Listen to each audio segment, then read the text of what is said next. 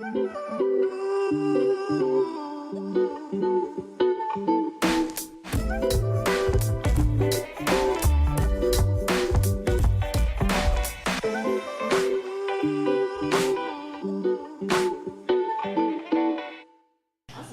everybody, and welcome to the Rennae Stubbs Tennis Podcast. I'm here with Caitlin. Hi, everybody. And I'm Anastasia of Ground Pass Podcast. I just had to remind Anastasia to lift her mic up. Okay, so hi, everybody. We are live in Brooklyn. We have right behind us right now the Alcaraz and Ben Shelton match, but forget about the guys. Let's talk about the women. I mean, how good has been the tennis today from the women's matches? We've got so much to talk about in general terms, but... what do you want to start with today, Caitlin and Anastasia? Well, Anastasia, I just want to say kudos to you. You've been in residence here in McCarren Park. If anybody in New York City knows the wonderful McCarren Park tennis courts, I just came from there, what I played with my son, and they have this lovely park house in the middle, and you've been doing screenings every day for the last week? Yes, for the last week we've been doing screenings of Roland Garros. I thought it'd be great. You know, there's sports bars. There's a football, you can watch the baseball and bars, but there's nowhere where you can kind of screen the tennis. So I thought, wouldn't it be great if I could help do that? And we're doing that for a few days. We just did it this past week, and we're doing it next week as well. And you're up at like 7. You're here at 7. Yes. That's they bananas. Open at 7, so I'm here at 7. Well, and guess what, people? We're watching the French Open, so it's in Paris. Yeah. So it's 6 hours later. Which I love, by the way. I love waking up to tennis, which I did this morning. And let's get into the ladies, because the first thing I turned on was the Svitolina Jasmine Paolini match. Oh. I don't actually know how you feel about it, being the Alina Svitolina fan you are, but Paolini is, I think you've said many times, your favorite. Paolini is my favorite player to watch. I've always loved her. I love her just dynamic personality on the court. I love her just in general off the court, she's just a light. But also the way she plays is really terrific. She doesn't have a lot of weaknesses. But what we saw today was why Alina Svitolina is literally the best player to not win a Grand Slam, because she just doesn't quit. Yeah. And, you know, Paolini had her chances. She had 3 match points. I will say on the 2 match points that I thought she had on Svitolina's serve in the second set, she served for the match at 5-3. I think that's where she made the error. You've got to win the service game to win the match. But Svitolina comes back, you know, those 2 match points, I felt like on Svitolina's serve, she didn't play aggressive enough, Paolini. She was a little bit sort of like passive, and then when she tried to be aggressive, it was on the wrong shot, the backhand up high, way above her shoulders, and it, you know, as I've spoken, she's teeny tiny. She's even shorter than you, Caitlin. And so for her to hit a backhand down the line and try and hit that shot for a winner was not the right thing to do. But then I thought the match point that she had in the tiebreak, she played an amazing point, and Svitolina hit 2 balls that were like an inch from the sideline. And so you've got to give credit to Svitolina on that particular match point. And then she played more aggressive. She came in on that one backhand and hit that backhand volley to go 6-all in the tiebreak. And then once the tiebreak was over, you could see that just the air just came out of Paolini, 3-love down immediately, and then it was kind of like a battle after that. But, you know, the reason why Svitolina has done so well and won so many tournaments throughout her career is what we saw today. Is she going to win the tournament? It's going to be tough. She's got a lot of tough players ahead of her, but including I would love to see her win a tournament one of these years at a Grand Slam. No, I hadn't watched Svitolina this whole tournament. This was my first match that I watched. You know, she just sort of quietly got to this round, and it was a shame because I think Paolini definitely had that match on her racket, and she just couldn't close it out. Yeah. And like you said, it's like once you're not serving for it, and you know, she kind of shrunk a little bit. Yeah, and she doesn't need a shrink. She's already small enough. Up 4-1, then up 5-3 serving for it. The tiebreak, she had that one moment on match point, and then Svitolina just played. But I do have a sort of... Rennae and I have argued about Alina Svitolina a number of times, and I'm not going to be a jerk about it. But everybody knows we like to argue. But usually it's because I'm right and you're wrong. Sure. But carry on. Why hasn't Alina Svitolina won a Grand Slam? It's simple. She doesn't have a big weapon. And you could say the same thing about Wozniacki. You can say the same thing about Halep. But, you know, Halep, the people that they played in finals were similar to them. Yeah. So it was a sort of a little bit more of a war of attrition with Wozniacki playing Halep in the finals of the Australian Open. And Halep beating Serena at Wimbledon was shocking. Nobody saw that coming, also especially Serena Williams. But if you go back and watch that match, she was incredibly aggressive. She played so aggressive. I know she played on the top of her toes. She was returning from inside this. I remember it vividly because I thought, oh, now this is going to be Serena's post-baby title. Yeah. And I think everyone, including the only person in the world who maybe didn't think that was Andrea Petkovic, who played her in that tournament and talked about it. Yeah.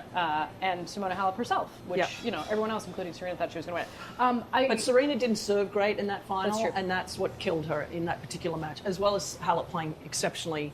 Like, it's probably the best match I've ever seen her play. For sure. Good. Getting back to Svitolina, because I'm usually accusing her correctly of being a pusher. I will say she did not push today. Well, because I tried to tell you, she doesn't push. She doesn't do it anymore. She's a different player. Yeah.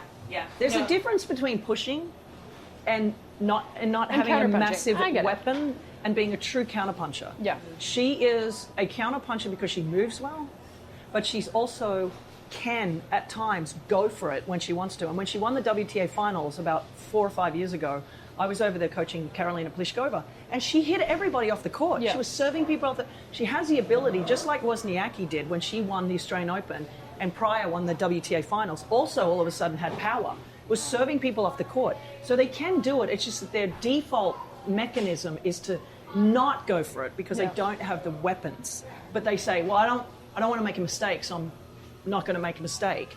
But against a Svitolina, against a Swiatek, against a Sabalenka, against a Rybakina, Against they're a Serena Williams, you they're have to going to go go for Yeah. it under pressure. So that leads me to the next question, which is the person. I have been on the tennis court. I assume, I'm hopefully not, but Anastasia, you told me at the Bagels over there, kindly donated for our live podcast, that Which, by the way, might be the best I've ever they're eaten. very in New York. delicious bagels. Shout out to Curly's Bagels. Curly's They're the best. Bagels. Curly's. They're the best. Throw it up. Yep. I did learn from you at the bagel station that Iga Swiatek had in fact prevailed over Elena Rybakina. I did not watch the match. Yes, she had. And it's crazy because that first set was, Rybakina was serving. She came serving. And, she had her chances there in the second, but she wasn't able to close it out. She didn't, she wasn't aggressive. She didn't, close, go through. And she let her in. The moment you let Iga in, I think, that's it. You let her in. Certainly right now, I think the biggest turnaround was that Elena Rybakina was serving unbelievable, as you said, returning unbelievable, but Iga was playing horribly on her own service games. And this has been the difference maker for me, and will be the difference maker if she wants to win the tournament going forward. She has to serve better, and she has to serve smarter. And I spoke to you about this a couple of weeks ago when she was playing Danielle Collins. You don't always have to hit a big serve on clay. What you have to do is get your opponent off the court. And Iga Swiatek has one of the best kick serves, particularly on the second court. And why she's trying to hit a big first serve and then allow Rybakina to go after her second serve, which is always a kick serve, is so dumb. Because Rybakina steps inside the baseline for the second serve. But if you're a smart player, this is what Sam Stosur would do on clay, for example, with that beautiful kicker that she had. Hit the kick serve as a first serve when your opponent is behind the baseline. Super smart. Because when someone's behind the baseline, they can't be super aggressive. And they have to go sideways, and then they're in Siberia. And the thing is that Rybakina doesn't move that well. Right. So now you've got her kicked off of the court with a first serve. She's going to hit a good return. Her backhand's her best shot. Yeah. But it's going to go cross court, more than likely. And then she goes bang with the backhand down the line. She can't cover it. Or if she tries to go down the line, that allows Iga to hit her forehand off the court. So what happened in the second set was, first of all, Rybakina missed the easiest volley to lose serve. I was going to ask you about that. Don't go 2-all. Please don't ask her about the volley technique of the WTA Tour professionals' status Dear right now. God. I mean, if there Renee was might one... have an actual aneurysm in front of this crowd of assembled people. I don't want to get her out of here on a stretcher. Listen, if I had those ground strokes, I would have been real good. You know what I mean? But yeah, Rybakina double faulted the first point at 2-1, a set and 2-1, killing Iga at this point, not missing a serve. Double faults the first point, and then all of a sudden, it's just like I talked to you about when Coco does that. It's like, your opponent goes, you're not fallible on serve. Yeah. You're double faulting? Yep. Okay, now I'm ahead in the game. Iga did a good job. She moved back behind the baseline, which she never does. So I don't know if Wim told her to do that, but maybe he finally had some coaching from the stands that actually made sense. He didn't call you this morning? No, well, long story. But, go back and get the serve back in the court. Yeah. Because Iga's always going to win the rally. Yeah. Most of the time. Yeah, but just neutralize. But you're not going to win a rally if you're not getting the point started, and you're serving like shit. So there you go. That's what changed. And what happened is it turned around. Iga was getting her first serve in, starting the point on a positive, and Rybakina wasn't serving her off the court. And Lindsay Davenport said an interesting thing right at the end of the third set. She felt that Rybakina was getting a little, her fitness was starting to wane, and that's why she wasn't making as many first serves. So we won't know that, but this was a gut check match. Big time for Iga to win. And she escaped the Ostapenko. perilous, lurking cauldron of death that is Yelena Ostapenko because Elena Rybakina took her out. Did you see when Rybakina has beaten her the last 2 times on clay? I don't think... No. I mean, it's still not a great draw because now, even if Iga beats Elena Svitolina, which I hope Elena Svitolina, former reformed pusher, now aggressive... According to you... I said what I said. Now she's hitting through the court. Now she's hitting big. I hope she brings the whole arsenal. But then, even if Iga gets through that, she's got Sabalenka in her half of the draw. Yeah. It's brutal. It's brutal. It's brutal up there. Brutal. Yeah. I haven't looked at the scores yet, but Sabalenka's on court right now with Anisimova. Yeah. So Yeah. who knows where that's going to go. But it's just one of those things. I was talking to Nick, my co-host, yesterday, and I said, you know, Iga's warming up into the tournament, and she's kind of finding her form. But there's something I think about this court, about Roland Garros and this tournament. She just seems unbeatable. Every time I think, okay, this is the match. This is the one. Like with Rybakina, I was like, okay, this is it. After that first set, she turns it around. There's something in the air here. Well, I think also Rybakina, even though she won a tournament last week, doesn't have the same confidence that she had a couple of years ago. Mm-hmm. She's had her own woes and problems. With her coaching situation, etc. But I just think this came down to the fact that Iga, as you said, is so comfortable on this court and hasn't lost in 3 years, I believe, on this court. So that makes such a difference that you don't panic as much as you do on other courts. But I just think the way that she went back, she chose to get the ball back in the court off the return, and she served smarter. She didn't serve big serves. She wasn't acing her off the court, but she was getting in the point ahead on point on her own serve. And then she used her skills on clay, and that's what got her the win. Now, is that going to give her a lot of confidence? I mean, I think she's still going to win the tournament because I think she's by far the best player on that court when she's playing at her best. But, you know, she hasn't won a tournament since here last year, which is incredible to say. And I can tell you that Wim Fissette's job is definitely on the line if she doesn't win this tournament. Ooh, I love that. But you know, we'll see what happens. It's murderer's row in front of her still. And Coco, down the bottom half of the draw, is just, you know, she's had a fairly easy draw. It's going to get a little bit more difficult now, but you have to think that she's by far the favourite on the bottom half of the draw. Yeah, I do want to call out, there is the chance, because it just happened on clay, that Qinwen Zheng comes through that top half and maybe meets Iga. And I'm not like a big draw predictor. Like, well, I she has to play like Sabalenka or Anisimova before that. I think she probably plays Sabalenka, and I think she now thinks Sabalenka's fallible on clay because she is, but also because she beat her on clay. And so for me, there is, I just sort of actually just kind of underscores the point that it's like not an easy road kind of for anybody up in the top half of the draw. No, it's brutal. It's brutal. When we saw the draw immediately, I was like, oh my God, the top half of the draw is just so full of great players. And this is what happens if you don't win a tournament in a year. If you're Iga Swiatek, because this should be your number one seed tournament to go into, and instead she's 3 or 4? Fifth? Yeah, 5. No, she's not in the top 5. Right, outside so of the top she's 4, outside which the is top why 4. she played who she played today, but and who she's going to play in the next match. Should we just, while we're talking about the women, because I know there's a lot to talk about on the men, should we talk about the fact that there's a bunch of American ladies, including Anisimova? Yeah.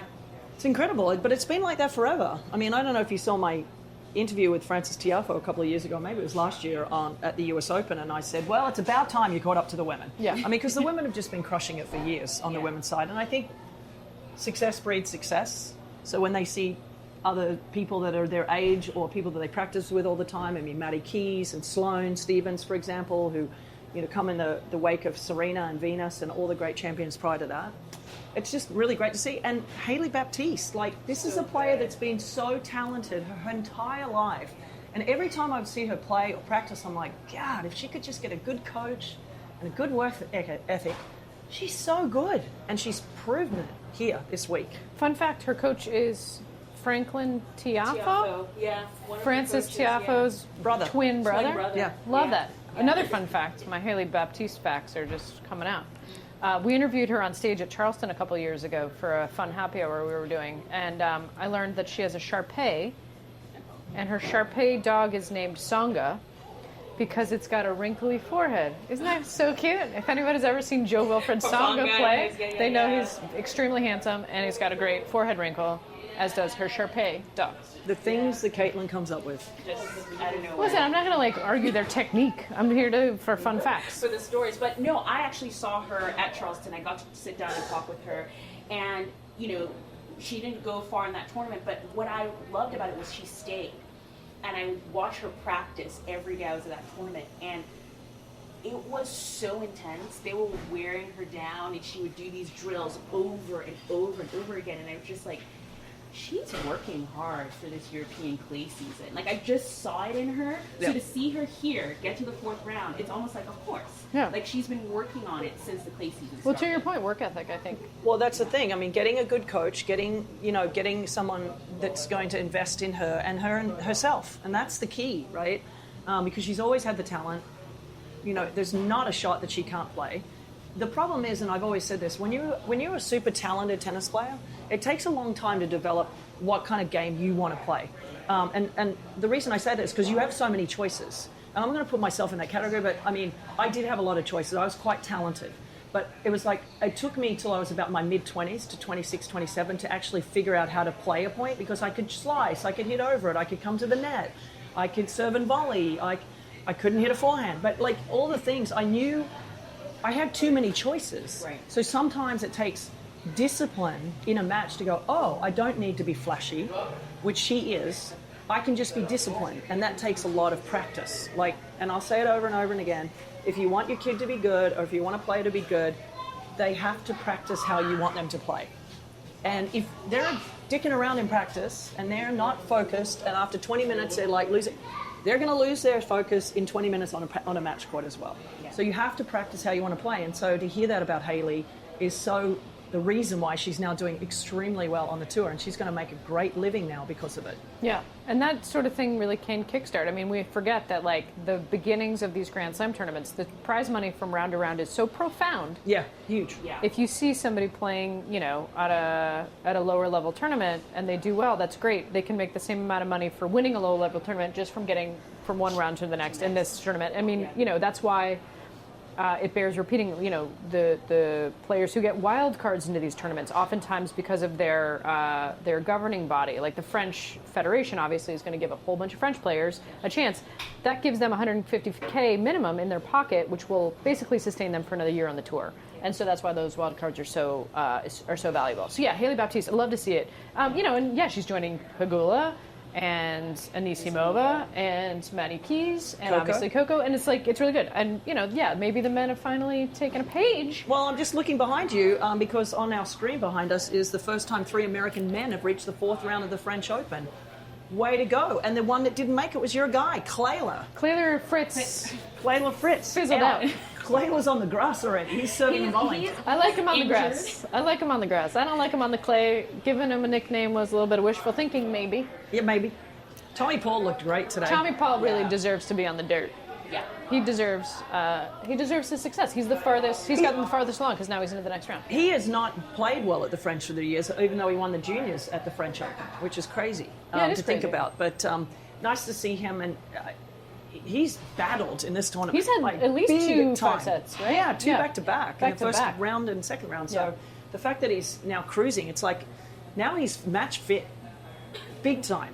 Now he can go 5 sets and not fall apart physically, and that is important going forward. It's almost like when you training for a marathon, and you do 6 miles and you do 8 miles and you do 14 miles, and then all of a sudden you go to do the marathon, you're like, okay, I can get there. It's almost like he's now marathon tested with his legs, and he won fairly comfortably today. So that's now going, okay, now I feel good.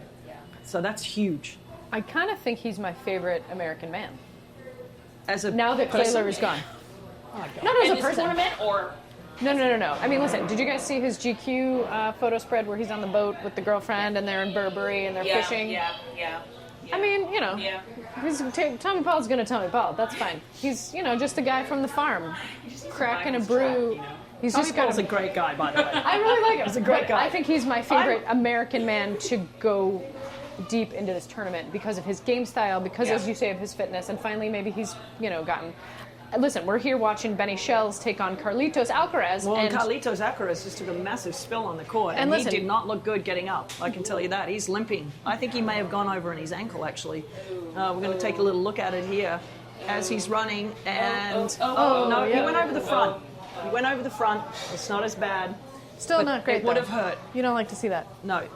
Yeah. That's more embarrassing than anything else. Funny Ain't thing nothing happened but last night. pride. PSG won the the UEFA, whatever it was. Someone's going to yell at me for not knowing that. UEFA Cup, maybe? I don't don't know it either. It's football. I don't care. EuroLeague, Premier League. Yeah, whatever. Does anybody There's know so many, What? so many stuff.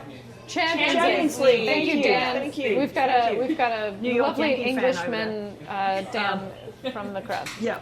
So Thank you. Apparently, there was a lot of partying, a lot of fireworks, and a lot of horn honking going on till about 4 a.m. So every player has barely slept last night. The commentators have been talking about it. Well, it's also funny because PSG, Paris Saint-Germain, their stadium is right across the street from Roland Garros. Yeah. So that's the same part of town, and it's the same hotels, presumably, and all that stuff. No, but they weren't playing there. They were playing in Munich. Yeah, but that's where they're going to be celebrating. They were no? partying big time. At the stadium. So I've been in cities where that has happened, and it's brutal. I was in Madrid when Real Madrid won probably the same thing, and it was just major party till like 4 a.m. So sorry to everyone in Paris, but suck it, because we're here. Finally, the sun's out here in New York, so that's nice. You guys wanted to talk a little bit about TNT and about the coverage. I was I have to be a little bit careful because I work for ESPN, but I also would love a job with TNT next year. Just putting that out there. So maybe you can be in Paris this time next year. Yes, I would love to for TNT.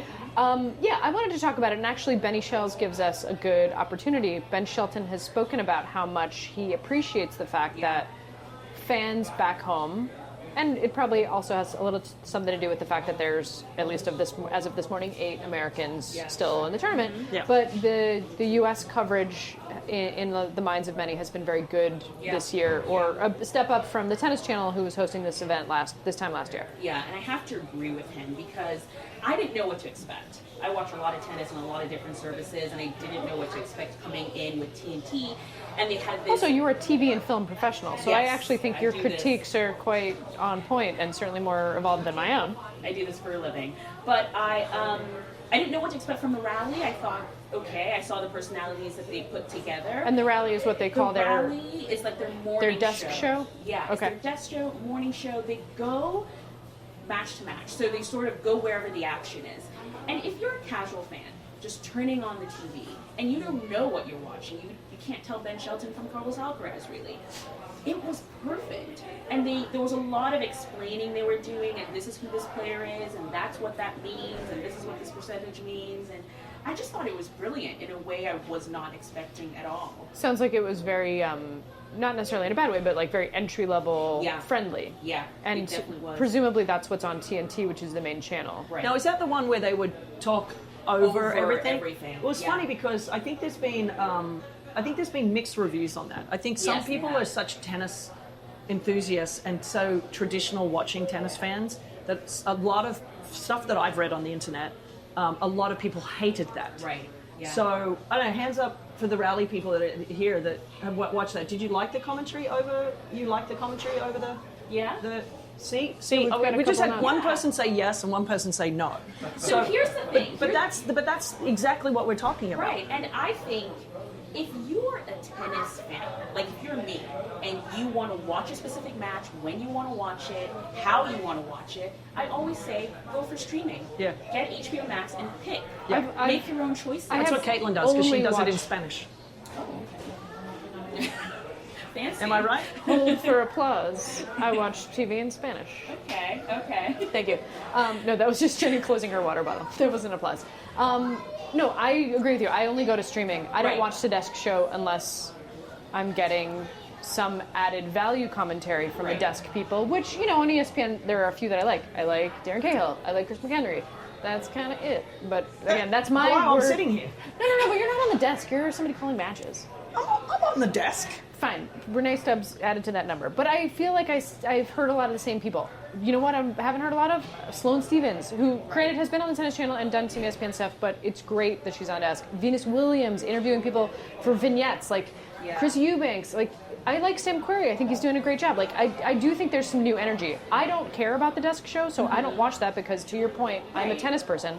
But I want people to feel like they have an entry in. And I think one time making, having a commentary that is filled with a lot of folks who haven't played or coached since the 80s, like, kind of needs to be rethought at some of these other networks, because I love what I'm seeing in that regard on TNT. And they definitely could, bring more voices in and new people and fresh faces and things like that. But I think what they're doing for new fans and people just discovering it, that's the thing about TNT. You turn on your TV and it just happens to be there, and you can, watch it and stumble on it, which we never really had before with Tennis Channel or with ESPN. ESPN a little bit, you could kind of stumble on it. Yeah. But I like this roundtable roving to different matches, because if I was a sort of casual viewer, I don't know what's the exciting match, and I don't know why it's exciting. And then they do the exciting for me.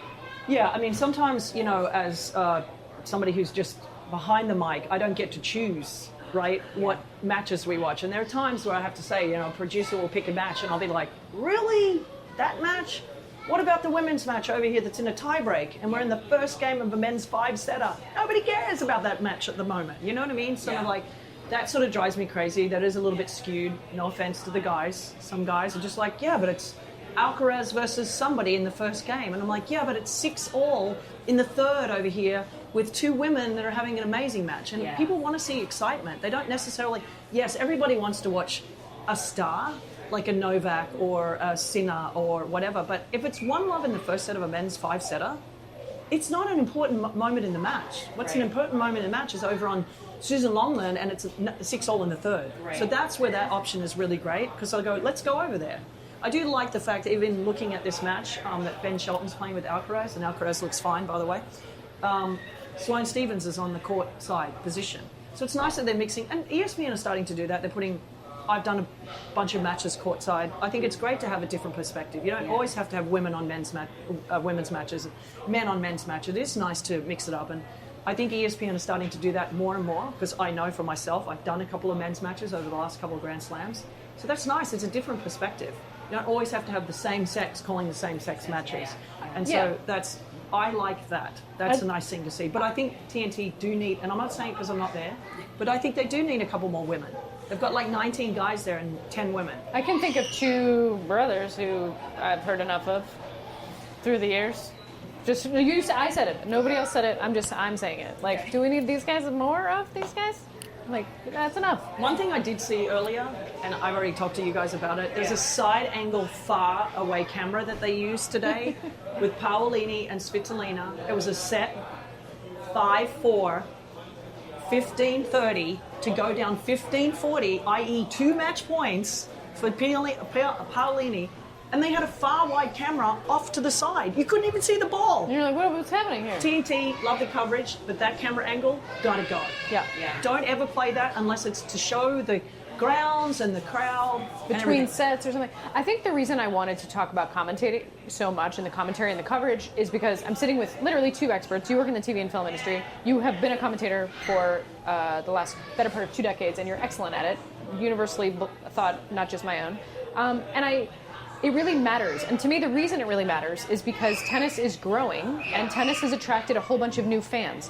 Putting it someplace where nobody can find it and talking to people like they've lived with it their whole lives and they know everything. Or you've got people who haven't, done the research or the prep to bring you into it, which is guilty of sometimes of the folks who just kind of take it for granted that people know and care about it. Seem to be on the way out. And I like that because it means that all the folks that I talk to who are maybe newer to the sport, trying to get into it, exactly what you said, need some guidance as to actually this is the more interesting match, or let's go over here at this exciting part of this match. And even if you've never heard of these two people, we're going to explain why they're actually incredibly exciting to watch. And here's Alina Svitolina, whose country, by the way, is like still getting bombed by Russia, and she's had a lot to say about it, and you've got to feel for her. And she's married to Gael Monfils. And here's Jasmine Paolini, who's got the irrepressible personality, who made the final of this tournament last year and was in the final of Wimbledon, right? Like, that stuff matters. And of course they said it, but I think it bears repeating for people who are like, hey, if you haven't heard of these people, that's okay. This is why they're exciting. This is why you should care. And you're going to go away having an even longer roster of faves. And to me, that, I think, is upon the tennis community to do better, to make the door a little bit more visibly open. Yeah. So thank you for indulging me, because that was my idea to talk about it, and I appreciate it. I think this is their first year. I think, did they just sign a 10-year? Yeah, I think 10 it's years. 10 years. So this is That's not my kid, by the way. It's not yours either. No, nobody can hear that. But, this is their first year. I think they will learn a lot from this. Hopefully take the feedback and come back even better. But first try, not bad, I would say. I really, really also hope that every other broadcaster who has tennis rights gets the right lessons from this, which is like, hey, maybe we're actually doing better than this and we don't need to change, or maybe the tech, the streaming, the way that we can find multiple channels. Like I said, I like watching it in Spanish, especially if I don't like the people who are calling it in English. Then all of a sudden I have a different option. I used to be able to do that on ESPN, Deportes, and I miss it, and I would like to have it back. And actually the guys who used to call it, Juan Carlos Ferrero and Pereira, are now over on TNT on Max. Yeah. So I like the fact that there's optionality, and I hope people are taking this very seriously. And I suspect that they are. So I mean, ESPN, we stream everything. I mean, there's not a court that you can't watch, basically, at Wimbledon, US Open, Australian Open. I will say the one thing about ESPN I love, so especially in the early rounds, I like the multi-view. Yeah. Like you have the 4 boxes. On ESPN, you can pick your matches. Yeah. On TNT, you cannot. So listen up, Max. They have on there, and a lot of times it's the same thing on 2 different screens. Yeah, And some people were complaining that there was no commentary at all on some of the outside courts that they were streaming, which, frankly, fine by me. But also, at the same time, if you have good commentary, that does add to a tennis match, because it's good to be able to teach somebody what they're seeing, what they should look out for, et cetera, et cetera. Like today, I would have said earlier in the Swiatek Rybakina match, if she doesn't, well, I tweeted it. So if you follow me on Twitter, you see that stuff. But I did say if she doesn't start getting her first serve in the court, whatever that first serve is, she will get crushed today. And that's what changed immediately. So if someone's sitting at home, they can go, oh, I'm going to watch for that. Mm-hmm. I'm going to watch to see if she's getting her first serve. And if she misses, you go, oh, see, she missed her first serve. That's why she lost that point again. Because she's getting behind in the point immediately. So it's good to teach people like that at home. Because if you're not an expert, it's like me watching basketball. I mean, I love watching basketball and I'm into it. But there are certain things when they run a play, I'm like, what was that? I'm like, oh, it's a ghost screen. I'm like, what the hell does that mean? You know what I mean? But then if someone teaches it to me, I go, oh, now I can look out for that. Yeah. So that's what's important about really good commentary and people that are good at it, teaching you those things. And I mean, I enjoy watching when Lindsay's commentary, because she's pretty thoughtful with her commentary, not a lot of words, just the perfect amount of balance for me. So, should we talk about the guys, or do we want to just forget about them because the women were so good today? Just leave them out of it. Or while we're on the women, should we talk about the fact that Ange Jabber's little monologue the other day has gotten a lot of attention based on the fact that Amelie Mauresmo, who's the tournament director of the Australian shouldn't be the Australian Open, that's Craig Tile, and he does a very good job of equality. But she has not put a women's match on at night. Now, the whole complaint is, well, the women's is best of 3, it could be an hour, the people aren't getting what they want. Well, then put 2 matches on at night and start it at 5. Like, it's not brain surgery here. And the fact that you have not played one women's match, and we've had great women's matches, great women's names playing against each other early on in the tournament, it's shocking to me that she doesn't understand how bad that looks. I think do you want to back up and give some context here?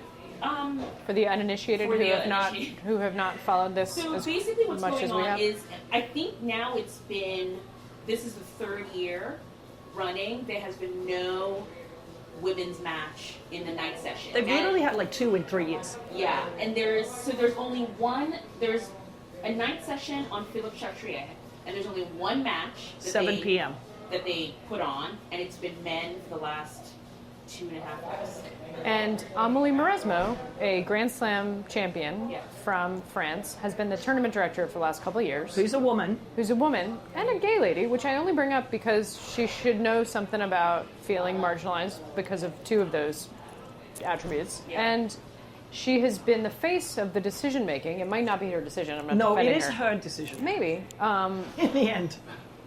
Is Tommy Haas making all the decisions in Indian Wells, or is it that South African dude who they never actually got rid of? Listen, Amélie Mauresmo is the one that makes the final decision. She gets input from TV, no question. She gets input from the WTA and the ATP, no question. But in the end, she's the one that says, You don't think there's yes. some French guy in a suit being like, oh, sacre bleu. Well, we then cannot she have should women." quit. Then she should quit. Oh, yeah. Okay, Then she should quit. She said, I don't have any control. This is not my fault. These guys are making decisions. I'm the one that's the face of the decision. I'm the one that's getting screwed over in public. Fuck it. I'm out of here. Unless she agrees. That's what I'm Unless she saying. agrees, She's yeah. agreeing. Yeah. So the thought here really is because it's sort of been the point she's made a couple of times, and when asked about it, some of the players have been exceptionally eloquent and thoughtful and political, which Yeah. Ons Jabeur released, to your point, a 8-paragraph letter, cri de coeur, call to arms about how exceptional these women, if they win 0-0, it's not the lifetime of, practice and skill that they've developed. It's that the match was too easy. If they win in a tough match, it's that nobody wants to close that out and they're weak, not the fact that they're battling with every fiber of their being. Right. I'm paraphrasing. Yeah. Coco Gauff, who is one of our sport's finest and most, Eloquent I think, speakers. thoughtful, and understands history, has also been, really forthcoming about it. Other players, the two very storied Grand Slam champions, Iga Swiatek and Aryna Sabalenka, were both like, I don't really like playing at night. Yeah, Iga doesn't like playing at night because it's heavier conditions and she likes the faster conditions. It's just like Yeah. Rafa would have begged to not play at night. Sure. So Or she there are doesn't some want to get players caught that- up in a conflagration of political commentary. No, there's some players that go in and say, I do not want to play at night. I'm a 3-time defending champion Truly, and I'm- you will play me in the day. And they go, okay. And that happens. I'm neither criticizing nor defending Iga on that, or Arena, who said the same thing. I also would not want to play at night. That said, for the point I think that we're discussing here, which is what Amélie Mauresmo is not doing, is the optics of having very few in the last couple of years women sort of taking that equal mantle of the prime time at night. Yeah. And it's unfortunate. I mean, the Badoza Osaka match should have been at night. yeah, That was a great match to have at night. Yeah. Two very well-known players. You would argue that it was probably going to be a pretty competitive match. Both were playing well. and it was, And it they was. did. And look what happened. Now, you could argue, well, Sinner won the other day, 6-love, 6-1, 6-2. Now, if that had been at night, it would have still been really boring. So it's like, you don't know if a match is going to be great or not. Okay. I hear all the arguments and I see what's going on, and it's not fair. It's not equal. The women are not getting to play at night. And with all the things that, issues with schedule and players and everything, do you not think, or shouldn't the players be more vocal about wanting this change to happen, to almost force the change to happen? Well, I mean, they I mean, have that's through certainly the what years. Ons Jabeur Yeah, They is have. doing. one person. But they Yeah. have through the years. I think there's some Yeah. players that have through the years. But in the end, you just like, that's where you as a player go, this is not my responsibility. This is the WTA's responsibility to fight the fight more. This is for Porsche and for the WTA, not Porsche the car, Porsche our CEO, Yeah. to go in and fight the fight a little bit more and her be more vocal. And she's been fantastic in a lot of things, but I think that that's where she needs to be a little bit more vocal. I also I want to credit the journalists on the ground, which usually I'm quick to give Matt a lot of Futterman. critique. Matthew Futterman from The Athletic, who's a fine journalist, was the one who sort of forced this issue, and he called Amélie Mauresmo to task for it with the stats, and she was nowhere to be found. I mean, for me, my sort of solution-oriented brain goes to like, well, everyone should play 3 sets in the first week, everyone should play 5 sets in the second week, then you have no argument either way, and you just, it's a grab bag of which are the biggest marquee matchups, and you take a rotation. 1 and 1. That's what the U.S. Open does, and I can see the argument of why a very fast early round women's match versus a very fast early round men's match, at least you get one more set of the ladder. And so I think until those inequalities in the actual structure of the game in slams persist, you're going to be able to hide behind this argument, whether or not it's true, whether or not it's actually valuable, etc. So for me, I would like actually them to just finally embrace that. And I think, again, with the reason I'm trying to tie these themes of new fanship and new voices and new people interested in tennis is they're coming into this not understanding why these rules exist. In a lot of cases, it's stupid. And Can we talk about the roof rule then? Yes, actually, a roof rule is a really good because I've been segue. getting abused like you cannot imagine from certain fans that will remain nameless at this point. Because the other day there was rain that was happening. It was one of the first days of the tournament. I think it might have been Monday or Tuesday. And there was rain, and it was incredibly windy. It was terrible conditions. Conditions no tennis player wants to play in, by the way. But we play in wind. I played in 80-mile-an-hour winds. It's like terrible. Until it becomes dangerous, you keep playing. And on clay, if it's sprinkling with rain or it's drizzling, you keep playing. It can be raining sometimes, literally. And they're like, you got to keep playing. Until it gets unsafe, until there's literally puddles start happening on the court, or both players are like, I can't see anymore, you keep playing. Yeah. And so the other day, a certain player asked for the roof to be closed because it was raining and it was terrible conditions. Now, if I was playing on that court, I would have also asked the same question. I would have said to the umpire, are you going to close the roof? Like, why are we closing the roof? I would have asked the same question. His opponent also said a game later, are we closing the roof? The referee came out and said, which is the right thing to do. Just like in Australia, we have a roof available. We have 3 roofs available. If it's too hot, you don't close the roof until the outside courts have stopped and we need matches to be played for television and for the fans. So in this case, in Paris, they didn't close the roof because no other roof closed, i.e. Susan Longman, and every match on the outside court was still being played. So guess what? The rain is the same on Chartrier as it is on an outside court and on Langland. So the referee actually did the right thing by saying no, and then eventually 2 or 3 games later, they closed the roof on Chartrier. And I was like, this is so incredibly unfair to all those schleppers out there on the outside courts and the players on Langland that didn't have the roof closed. That is a rule that that roof should not have closed. Talk about why that might or might not be an advantage to certain players, which is why it's unfair. Certain players don't love wind. Does any player like wind? Nobody loves wind. Yeah. And frankly, both of the players on Chartrier were also like, let's close the roof. This is not about the player. Every single player that would have been on Chartrier and probably on Langland asked to have that roof closed. Reading between the lines, it seems like some certain player and some certain players' fans got real vocal. Real vocal. And then they Am I correct picked out something from 2 years ago that I didn't even say on our podcast, wasn't me, and ripped me in a certain country's paper. Anastasia, can you And I've guess? been getting death threats, literally, from fans. Can you guess what fanship this might be? I know exactly the one. It's Coco Gops, obviously.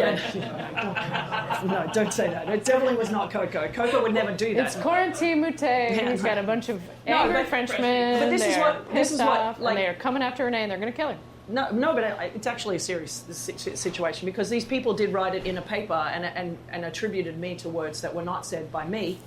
It was said by me. And attributed it to me, and then people come after me on Instagram and on Twitter and all the social medias, and they're being fed, I never thought I'd say this, fake news, by this so-called journalist. Yeah. And it all started because I made a reference to the roof should not have been closed because it wasn't closed on any other court, and every court outside was still playing. Yeah. And it has to be fair for everybody.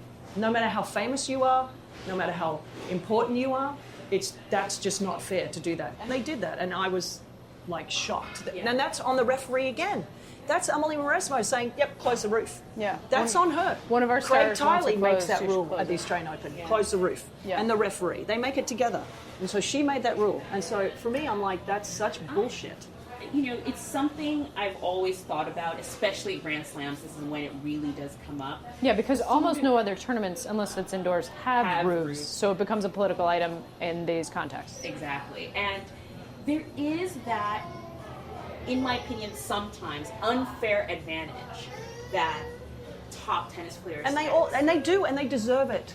Because but that's not the same. It's definitely not the same, and totally take your point because, again, like you said, no other roof was closed. People were out there in the wind, in the element, playing. And I had people say, one... "Oh, but the crowd. I was in the crowd that day, and it was awful conditions, and it was windy. It was raining on me." I'm like, "Well, there was crowds outside watching the outside court. Right. There were ground passers on the ground watching the ground." there were people on Susan Longland that didn't have the roof closed that wanted it closed. Do you guys want to know my controversial take on this? Oh boy. Oh, no. No roofs. No, Caitlin, and that is the dumbest thing. You've said a lot of silly things on our podcast. That might be the dumbest. Tennis is meant to be an outdoor sport. When Play it people outside. are paying hundreds of millions of dollars for television rights, and you want us to play a replay of the 1978 Beyond Borg John McEnroe tiebreak again, which we used to do consistently. Yeah, Aaron Crickstein in this country Yeah. is And everyone's Jimmy go-to Connors. reference No. because we used to play it during rain No. delays at the US Open. I just No. don't think tennis should have roofs. No. I think in our current climate and the way it changes, I wish you now, could see me we shaking my have head. For the We record, have to everyone I'm have- looking at is also shaking their head. Thank you. Thank you. I didn't come on here to be You imagine popular. paying $2,000 for a seat at the US Open, and they're like, And then, it's sorry, raining. gotta Can't go close the home. roof. And not only that, Sorry, then, just then, separates the real fans from then the US Open and the USTA and Wimbledon and all of the others don't need to give back their money to all the fans that didn't get any tennis. Look, I'm not saying tennis won't have roofs. I'm just saying I don't think it should. yeah, well, But we're not going to solve the toxic fan. you also think the situation. Australian Open shouldn't be there, so you know. I think they can have a very nice tournament. Yeah, exactly. I'm not sure it should be a Grand Slam. All right. You don't have Australians' death threats yet. No, but that's because we're nice. But I tell you, you keep pushing us. Keep pushing us. Keep pushing me. Okay, so we men. actually haven't talked about the men. No, we haven't talked In the about last men at 10 all. minutes, let's talk about some dudes. The Americans are doing great. Americans are doing great. We talked about that. Shelton's leading a tie Actually, break Shelton's here. up a mini break in the tie break in the first set here. So Yeah. this is, listen, someone asked me a couple of years ago what was the one American that I thought could win a slam. And there's no doubt that... You said this one? Yes. Why? I'll tell you why. He has weapons. He has the chutzpah. He actually believes in himself. He has one of the best serves we're ever going to see in tennis, and he has a major, major forehand. So when you have weapons and he's fit, he can stay out there all day, and he believes in himself. He's cocky in a good way, and we're seeing it today. If he's able to win this match against Alcaraz, my God, I would not want to play him on clay. His ball is so heavy on his forehand. His backhand's still a bit, but he can slice, he can get away with it, and he's starting to play a little bit more. He said he watched a lot of Rafa on clay, and as a lefty, he's starting to try and implement some of the same patterns, and we're seeing that. And my God, if he can get this win today, look out. All right, I stand corrected. That sounds like corazon, I mean, Tommy cabeza, and Paul, cojones to me. Tommy's made semis. Alcaraz's game plan. Francis has made semis. Yep.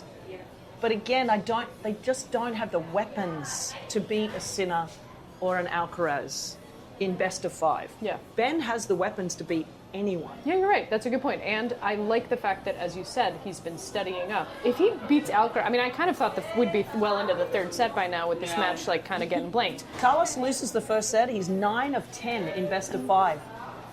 That is not a good stat for him. And he is overwhelming favourite when he wins the first set. So this is a rather large set for him to win. The main thing I want Ben Shelton to improve is his clothing.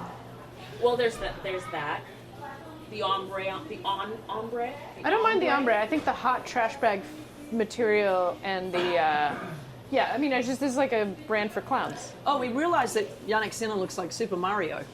Luigi, that's yeah, it. it looks like Luigi. the plumber, Luigi. It's not great. And I love that Darren Cahill is the one that keeps putting it out there on Instagram. Former coach. Let's talk about Sinner. I haven't Current coach. Is he still coaching? Oh, but I think he has another. Doesn't he have? No, Juan Carlos he's Ferrer? current coaching. All right. Well, I stand Alcaraz. corrected. What is Sinner's draw like? What's he playing like? I haven't watched a single match. Well, he lost 3 games the other day. The guy's playing so well. So it's been going fast. Yeah. That's why I haven't seen him. Yeah, I think it's the Pope bump, you know. Yep. I think The Pope bump. Yeah, he met the Yep. Pope, and then that was it. He's the blessed He's one. PB'd. It's been PB'd. He got PV'd. It's the only bump that the Pope's had. Keep it moving. What else? What other men do we need to talk about? That's it. I don't have the schedule up because Novak. How do you think he's going through? I mean, it seems like he's warming up nicely. Yeah, right I mean, now. it hasn't been pushed, which has been really good for him because Yeah. physically that's where he's been struggling at slams. In the quarters and semis, he's gotten injured a couple of times over the last couple. You look at the Australian Open, what happened to him there. He's playing some of the best tennis of his career, beat Alcaraz, and then he got injured against Zverev, and then, we saw what happened there. Zverev's comfortably moving through the tournament as well. Novak's moving through the tournament pretty well. But this is when the rubber starts meeting the road now with these types of players. We saw it today on the women's side. We've seen it, we're seeing it today on the men's side. And Ben Shelton just fell on his ass in the tiebreak, and I'm not sure. And then Carlos made the volley. Wow, that was a massive point. So what I have been seeing out of the corner of my eye is Shelton is still Bambi on ice. He is still. That was. Yeah. Oh, he made that volley by the seat of his pants. And Ben ended up on his seat of his pants. There you go. This is a hugely pivotal couple of points here for two of the nicest guys, by the way. Should we just wait and watch? No, we can see it. Who is your favourite Carlos is the favourite to win the French Open, but I tell you what, this is some serious pressure now on Carlos. 5-4 in the tiebreak. Oh. Should I just do some commentary for you, like I'm working for TNT? Yes. Let's hear it. Okay. Do you like this angle? I do not like this angle at all. I feel like I'm going to be sick. This is the angle I prefer. Don't worry, guys. It was the first serve. Everyone just panicked. They thought he just double folded.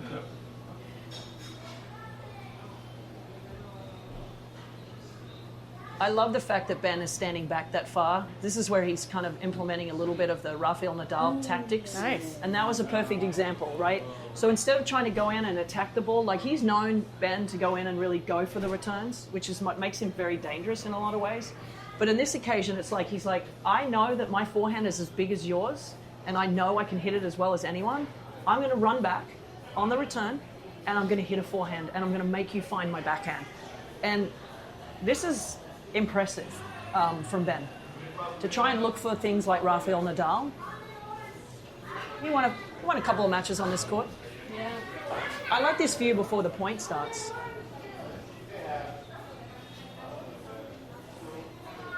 All right, now it comes down to Big Ben's serve. Where does he go?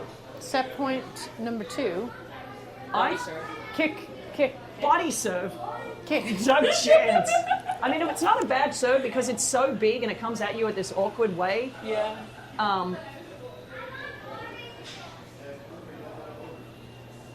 I also love this. Ben's father, who's his coach, is wearing the earpiece. Yeah. And they're talking to him during the match. I kind of like that. When After the set. Yeah, that's after really the cool. set. Yeah. I think he goes Big T. Oh, he went to the body. Body serve. But he Called missed it. it. Just saying. Sorry to tell you this, it doesn't count if it doesn't go in. Ooh, what a serve.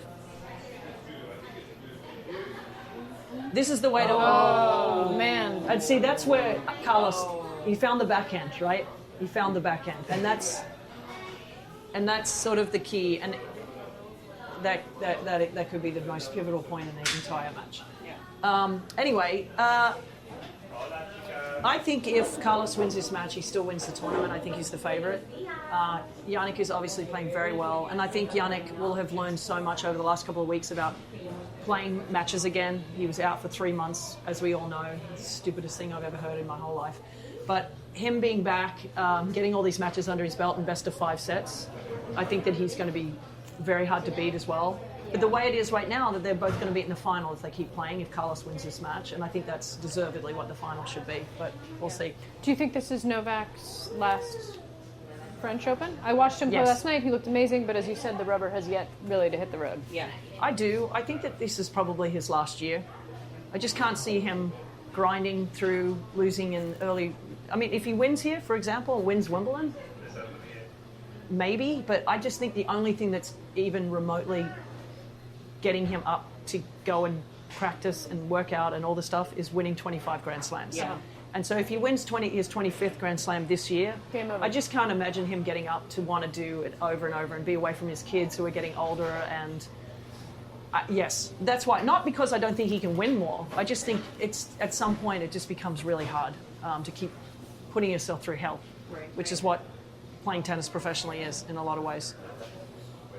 All right, set point number 3, second serve.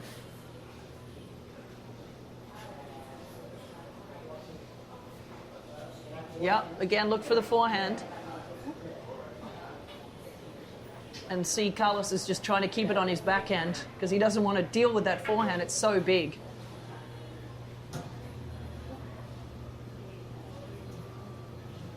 Oh, he's coming in. Oh, what a volley. Gosh, that was a good volley. That was so a good fun. volley.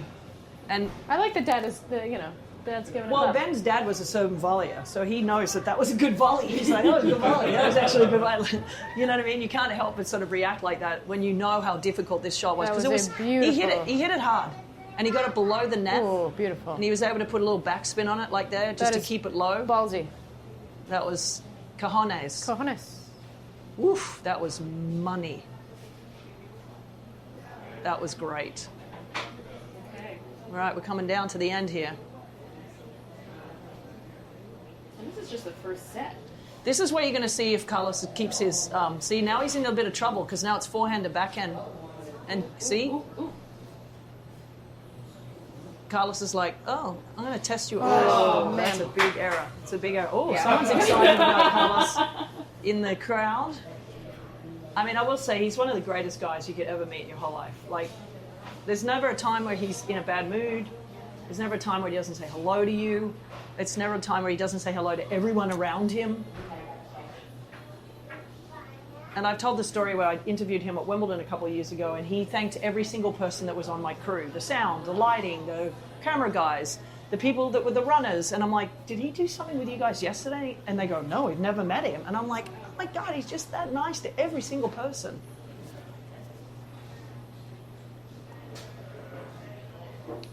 Oh. Oh, it's been corrected. It's in. What do you think about the new electronic light bulb? I think it's dumb. We should just have the They had it electronic. everywhere else. Oh, Kadir Nooni. Oh, today he came out of the chair, and it almost cost Iga the match. Yes. And it almost cost Rybakina the match in a lot of ways because. Oh, he got it.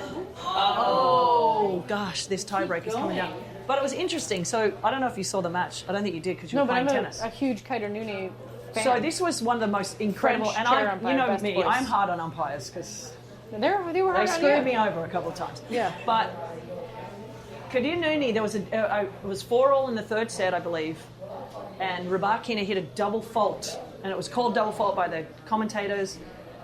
Swiatek started walking to the chair, Rybakina started walking to the chair, so it was a break to go 5-4, and Kadir Nooni gets out of the chair and runs over and goes, no, the serve was in. At 15-40, yeah. and so then they replayed the point, and Rybakina came back and won the game to go up 5-4, and it was like, oh my God! And Iga goes, I didn't ask for you to get out of the chair. He's like, that's not my role. My role is not for you to tell me. That was okay. Big error there. This is so sort of that's a my break. this is sort of my Ben Shelton critique, actually, kind of in a nutshell. Really? Yeah, he has incredibly big shots. He's incredibly athletic. He's fun. I love his self-belief. And then he dumps back into the net or a forehand 18 feet wide. Well, I'm for pretty no sure he changed his mind on that. I think he wanted to go back inside out, but then he would know that Carlos then could get it easier to his backhand, right? So these are all the little mental things that you have to calculate in your brain in a millisecond. And he probably thought, if I go there, he's going to get to my backhand easier. So he tried to go inside in, get it to the backhand, and then Carlos would more likely go cross court, and then the rally. So that's sort of like what happens there.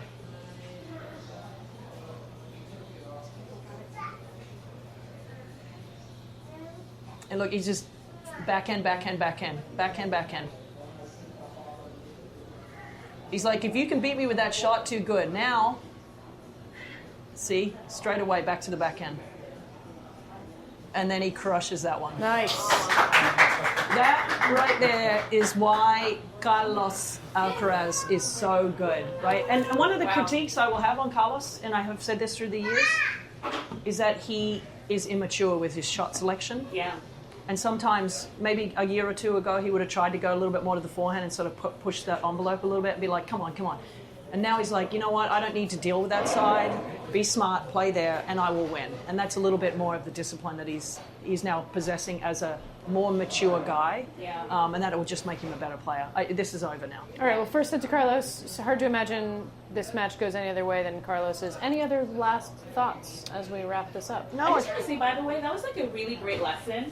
I don't know if I was like, oh, I could watch every match like this. Like, Yeah. you could just explain, oh, he's going to the backhand. Oh, that's why he's going to the backhand. I would have just been watching, I always say I'm the biggest casual fan because, I'm learning about the game as I'm watching it. I don't go into the nitty gritty. I'm there for the storylines for the most part. But just watching that there with you, I was like, oh. Makes sense. It makes sense. That's why he's doing that. That's what he's trying to do. He's trying to break it down. And I was like, Which is also why it's I like important to that. have excellent play-by-play commentators. Yeah. And it matters. Yeah. And it matters. yeah. Yeah. So, yeah, good Well, job. thank Thanks. you. Well, TNT, give me a call. I'm available.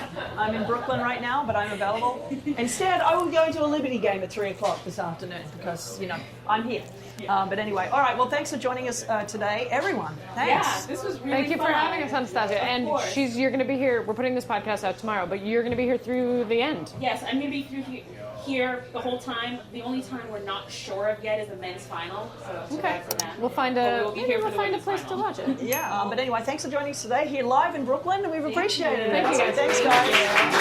Thank you, Anastasia. Thanks.